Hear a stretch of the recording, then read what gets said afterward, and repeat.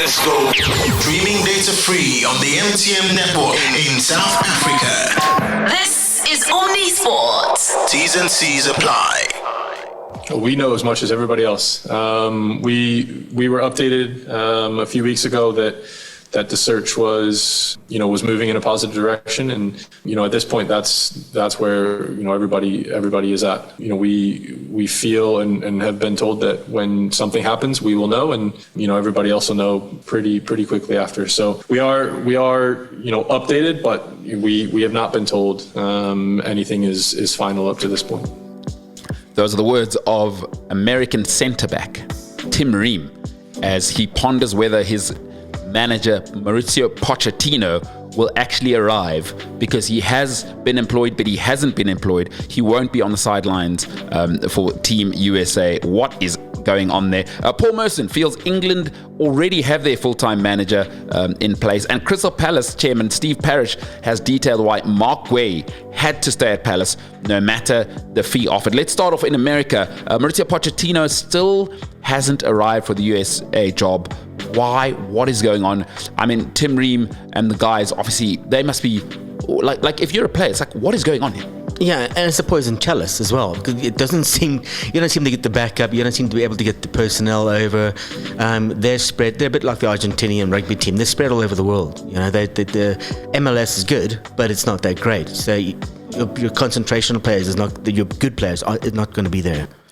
They're obviously under pressure as well, right? There's a World Cup's coming up in America. You can't be terrible at your own World Cup, and especially Americans. You know how they can get. Yeah.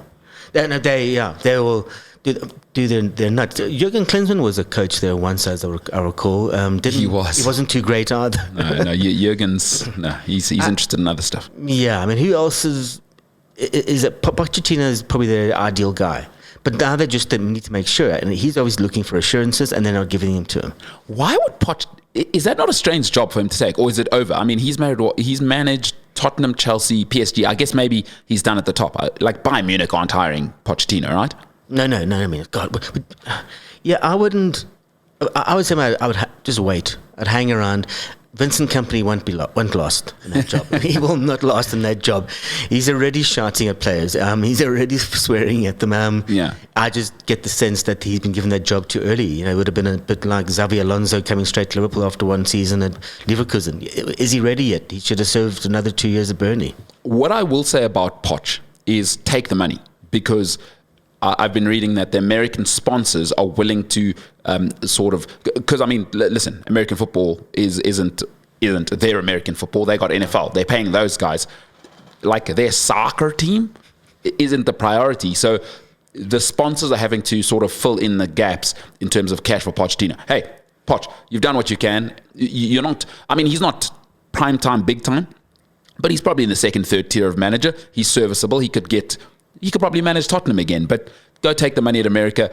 Imagine how big of a superstar Pochettino will be for the World Cup, because that World Cup's going to be crazy. 48 teams. And yeah, let's see what Poch has to say. But Tim Ream also talked about his qualities, Poch, as a manager, because Tim Ream used to play for Fulham, by the way, and has faced Poch a couple of times. Yeah, his teams are always difficult to play against. Obviously, he's a high-quality, high-level manager, and they were teams that were really well organized and really, really strong in the attacking sense. So always difficult to play against them, and always I don't think I was on the right end of any of the matches that I played against them. So I think what America are about to find out is what Spurs, Chelsea and PSG found out, is Pochettino is a motivator when it comes to the tactical side. Oh, it's a little... So good luck to him. Good luck to America.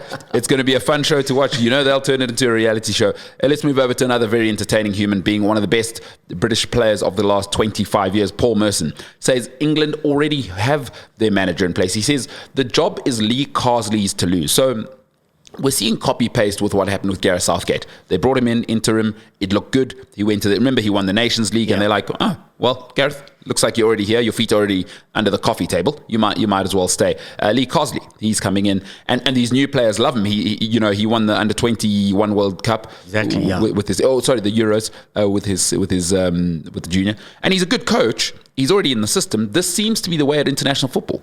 What did someone I saw? I think it was obviously the Daily Mail said, played for Ireland, coaching England, but that's the way of things these days. Sure. But he does look. You keep the continuity. I think that's what the Springboks are trying to do to a large extent. I mean, all coaching things, the continuity of selection, continuity of coaching levels, it helps. Sometimes you need to clear out the dead wood, but there's no dead wood here. England have not been a rubbish team for the last 8 years. Sure, they've been on an upward curve. And there's belief, and there's almost a community between the team that Gareth Southgate's left behind. It's like a bit like the Jurgen Klopp team. You keep them together. It also just makes sense in international football, right? It's not like club football, where in club football you need Jose Mourinho, you need Jurgen Klopp, these guys to sort of wrangle these monster clubs and communities and actually sort of get them to perform and go a certain direction. In international football, the guy just has to coach. Yeah. You need a politician who will just coach. And we've seen now, I mean, you saw the guy who won the Euros of Spain. You could put him in a lineup. I wouldn't be able to name him with 10 people. He just looks like another Spanish guy. Like who is that De La Fuente guy? He could be just a guy selling oranges in Madrid. It doesn't matter who you are as an international man. Wasn't a Luis Enrique. He wasn't a big star. He wasn't a former Barcelona coach. He wasn't. He was just a guy who came through the ranks, and he did extremely well. And you could see Spain develop and grow as a team through that tournament as well. Like at that, I think in international football, just don't upset the superstars, because especially in the top 6-7 teams, you're getting the creme de la creme. Like, just don't rock the boat. I think that's what England have always... They went the wrong way with Capello, because Fabio Capello is going to have an opinion. Sven was the perfect guy for England, although they didn't get there in the end, but it's like, okay, Sven wants to be everyone's friend, make Beckham feel good, play Lampard and Gerrard, when in reality we know one of them should, that's what you need. And Lee Carsley's perfect. He's already been in the system, and as you say, it's a very different job to when Southgate took over. There's no rebuild.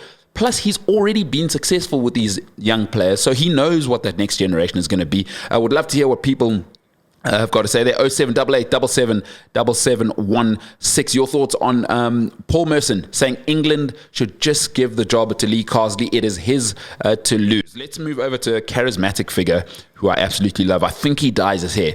Steve Parish. An incredibly charismatic, handsome. Yeah. You're British. Doesn't he look like your classic? Yes, Steve Parish. I don't know, Palish, isn't he?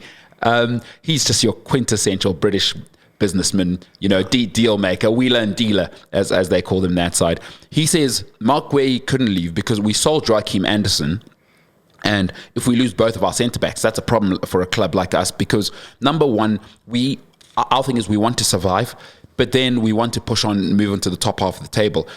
It's massive to lose. I mean, Andersen's the Danish centre-back, and then you lose Guehi as well. That would have been, I think, too much in one season. Well, as a good businessman, he's looking at this, selling him in cash and money and return on investment.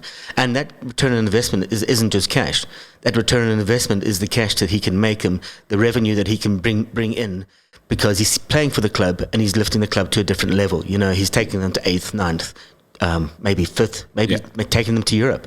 Winning, giving him a good cup run, and that's all money. So if they sold him for the 50 or 70 million people are asking, or not asking, they don't want to pay, then we got that money, but then that's a one-off payment. How do we replace him? Yeah, how do you replace him? Exactly that. Can you get the same player for 50 million? That's the problem, and he sees that in cash and rands and cents. And then if you don't replace him, what if you get relegated? And then we really got problems. So I think Steve Parish said in his interview as well is, at the end of the day, what the players need to understand is Palace is the priority. As much as he loves Mark Guehi, he loves Eberiche Eze, he's just not going to let these guys go, number one, at a short price. And then also is he needs to make sure that him and his investors are looking after the priorities of the football club, because they want to push on. So I thought it was a strong statement there by Steve Parish to say, we're not going to be bullied with the type of club that wants to produce, develop talent, but we're not just going to be bullied and forced out of the Premier League. Very strong leadership there from Steve Parish. And he's Palace through and through, isn't he? through and through. Steve Parish. He's excellent. If you haven't checked him out, look him up. He definitely dyes his hair, but good for him. He's very, very wealthy. All right, let's move on to another enigma. An enigma, mercurial player. Jadon Sancho says he came to Chelsea because Frank Lampard and Didier Drogba were his idols. And then also, remember, he worked with Enzo Maresca when Enzo Maresca was Pep's coach. He was one of the coaches at Man City, where Sancho was at the academy. So what do you make of Jadon Sancho moving to Chelsea? It's a tricky one because, you know what it's like? It's like dating a supermodel who has a cocaine problem, because it's awesome to be seen with a supermodel in public, but then you have to go home with them. And then they're a cokehead. And it's like, oh my God, this is a nightmare. Because Jadon Sancho is brilliant. The thing is, when you look at him, it's like, holy smokes, this is a modern day footballer. This is what we want. Quick touches, he's entertaining, he's handsome, so we can sell him as well. But he's late for practice, Kev. He pitches late for practice. And unfit as well. So the in-house stuff is the problem. The talent is not the problem. It's what does he do behind closed doors that really must... Oh my God, it must have driven United crazy. I mean, I look at him, he was the next big thing. He and Jude Bellingham were the two great hopes. Everybody was vying for this signature. Liverpool were in for him. Everybody was like, oh, well, maybe we'll get this guy. And then United paid, probably a little bit over the odds. But, I mean, if you were Dortmund, you go, good deal. Huh? Yeah, because they don't know. Here's what they don't know. They don't know. And he comes back to us, he's late for training again.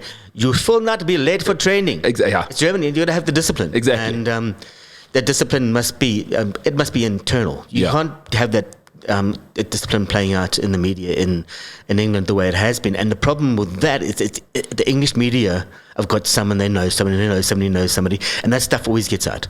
And once it gets out, then that creates tension, and that's what's happened with him now. Now everyone knows he's this so-called bad boy, whereas in Germany, he wasn't allowed to be a bad boy. No, and even then, it's a different tier club. I think you've put it brilliantly. Is Dortmund could almost hide it, but now it's come out. You saw guys are now saying the guy was late at Dortmund. So Dortmund managed to actually hide, but at United you just can't hide that stuff. Yeah. Then it happened with Erik ten Hag, and as we've seen, he is not about that life. I mean, Ten Hag called him out in public about him not training well. You remember when Sancho came out with the social media tweet 10 minutes after Erik ten Hag had that statement, and he said basically he called the manager a liar.